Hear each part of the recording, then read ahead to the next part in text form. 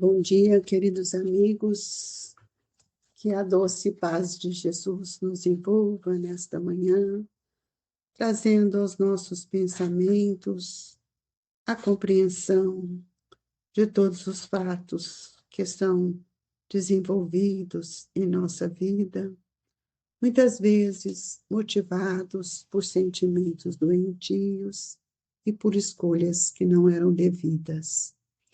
Hoje nós estamos dando continuidade ao capítulo das bem-aventurados, os pobres de espírito, falando do orgulho e da humildade.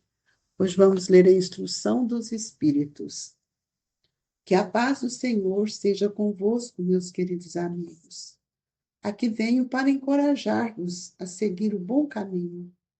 Aos pobres espíritos que habitaram outrora a terra, conferiu Deus a missão de vos esclarecer. Bendito seja Ele pela graça que nos concede, a de podermos auxiliar o vosso aperfeiçoamento. Que o Espírito Santo me ilumine e ajude a tornar compreensível a minha palavra, outorgando-me o favor de pô-la ao alcance de todos. Ó vós encarnados, que vos achais em provas e buscai a luz, que a vontade de Deus venha em meu auxílio para fazê-la brilhar aos vossos olhos. A humildade é virtude muito esquecida entre vós. Bem poucos seguidos são os exemplos que dela se vos têm dado. Entretanto, sem humildade, podeis ser caridosos com vosso próximo. Oh, não! Pois que este sentimento nivela os homens, dizendo-lhe que todos são irmãos, que se devem auxiliar mutuamente e os induz ao bem. Sem a humildade, apenas vos adornais de virtudes que não possuís, como se trouxesses um vestuário para ocultar as deformidades do vosso corpo. Lembrai-vos daqueles que vos salvou, lembrai-vos de sua humildade, que tão grande o fez, colocando acima de todos os profetas. O orgulho é o terrível adversário da humildade. Se o Cristo prometiu o reino dos céus aos mais pobres, é porque os grandes da terra imaginam que os títulos e as riquezas são recompensas deferidas aos seus méritos e consideram de essência mais pura do que a do pobre. Julgam que os seus títulos e as riquezas lhes são devidas, pelo que, quando Deus nos retira, acusa de injustiça. Ó risão e cegueira! Pois então Deus vos distingue pelos corpos? O envoltório do pobre não é o mesmo que o do rico? Terá o Criador feito duas espécies de homem? Tudo que Deus faz é grande e sábio. Não lhes atribuais nunca as ideias que os vossos cérebros orgulhosos engendram. Ó rico, enquanto dormes sob dourados tetos ao abrigo do frio, ignora que jazem sobre a palha milhares de irmãos teus que vale tanto quanto tu. Não é teu igual o infeliz que passa fome? Ao ouvires isto, bem o sei, revolta-se o teu orgulho. Concordará em dar-lhe uma esmola, mas em lhe apertar fraternalmente a mão, nunca. Nós convidamos a todos, neste instante, a elevarmos o nosso pensamento a Jesus, buscando na figura excelsa do nosso Mestre o amparo de que necessitamos.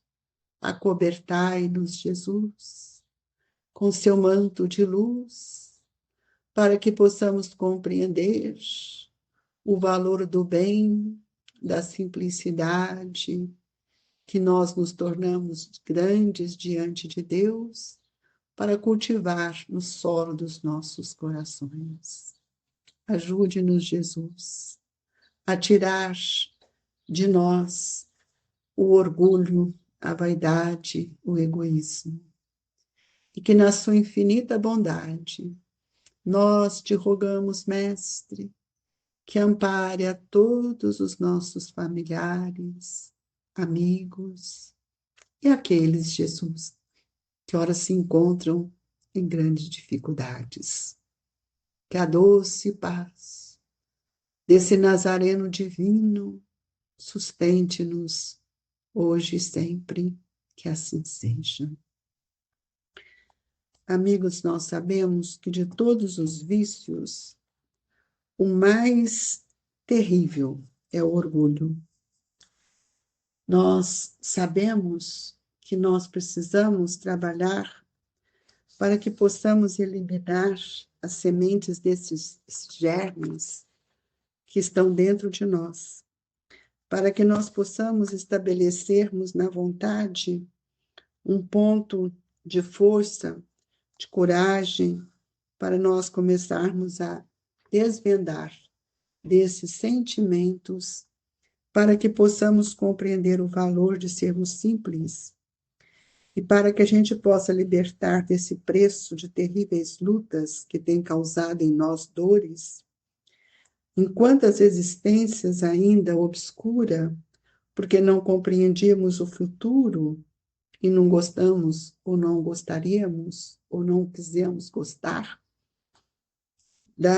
de nos rebaixar, de compreender o valor da humildade. Muitas vezes nós não vemos o orgulho como um vício, mas ele é um vício. E ele é o flagelo da humanidade, porque o orgulho, ele desvia-nos do amor de nossos semelhantes, nos colocando sempre numa posição de superioridade.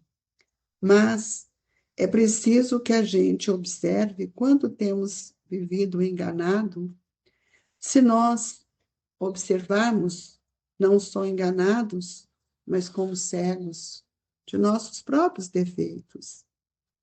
E é preciso que a gente analise de forma mais rigorosa os nossos atos, os nossos pensamentos, para que nós possamos admitir a necessidade que todos nós temos de nos modificarmos. Quando nós estamos diante de uma pessoa vaidosa, nós temos dificuldade para falar qualquer coisa contrário àquilo que ela pensa. Por quê? Tanto a vaidade quanto o orgulho esconde-nos toda a verdade. A gente não quer saber dela. Então, nós vamos ver que tudo na vida, especialmente aquilo que Jesus veio nos ensinar, está pautado na simplicidade, na sinceridade e na equidade do nosso coração e do nosso espírito. E essas virtudes são completamente diferentes dessa que nós estamos vivendo. Por isso, Kardec coloca que o orgulho é o terrível adversário da humildade. E se o Cristo prometeu o reino dos céus aos pobres, é porque os grandes da terra imaginam que os títulos e a riqueza são recompensas devido aos seus méritos e se consideram de essência mais pura do que o do pobre. Esse é o grande engano nosso. Os humildes, os pequenos deste mundo, eles se encontram num patamar muito diferente do nosso. E os vaidosos, aqueles que são fortes, poderosos, muitas vezes são diminuídos e humilhados diante da grandeza de Deus. Então, amigo, é preciso que a gente veja que o orgulho, ele provoca em nós uma ambição. E nós não podemos, de forma alguma, continuar vivendo sem compreender o valor do trabalho no bem, da renúncia, para que nós possamos sair desse estado de orgulho para sentir a grandeza do Criador. Porque Deus não fez duas espécies de homem. Deus fez apenas nós como filhos. E como filhos, todos nós temos a oportunidade de fazer a leitura íntima de cada um de nós. Então, nós vamos ver agora que quantos ainda vivem nessa utopia, que são grandes, que são fortes, que são poderosos, mas a lei da reencarnação nos permite vivenciar novas experiências. Então, quando Kardec diz assim, não desaparecem quando se extingue o corpo, o envoltório perecível do espírito. Não é com o corpo, não é com aquilo que temos, não é com aquilo que apresentamos, é pelo mundo que nós vamos mostrar quem nós somos. E hoje a vaidade tem diminuído muito em nós o desejo de construir em nós a humildade. Muitas vezes, Kardec nos mostra que o engrandecimento e o rebaixamento do outro, precisamos lembrar que diante da lei de Deus, diante da morte, nós teremos grandes decepções. E se Jesus prometeu a entrada do reino de Deus para os humildes e os pequenos, é que a riqueza, muitas vezes, podem nos trazer outro olhar, o do orgulho, a obscuridade dos caminhos que nos levam à formação moral. Então, nós precisamos entender que muitas angústias, tristezas, é porque nós já vivemos nesse patamar.